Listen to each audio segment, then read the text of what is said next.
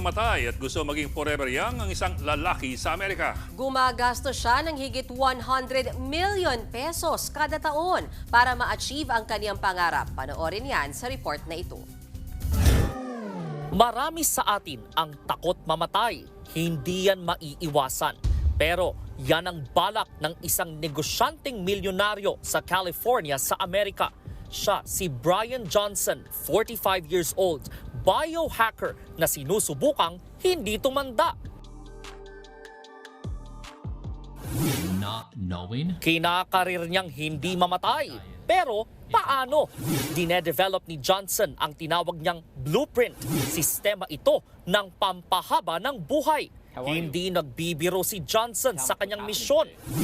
$2 million o katumbas ng 117 million pesos kada taon ang ginagastos niya para maging immortal. Pero posible nga bang maging forever young? Kung ano ang mga ginagawa ni Johnson para ma-achieve yan, alamin mamaya. Mga kapatid, Mean Los Baños po. Huwag magpahuli sa mga balita at impormasyong dapat ninyong malaman. Para sa mas malawak na balitaan at diskusyon, mag-follow at mag-subscribe sa social media pages ng News 5.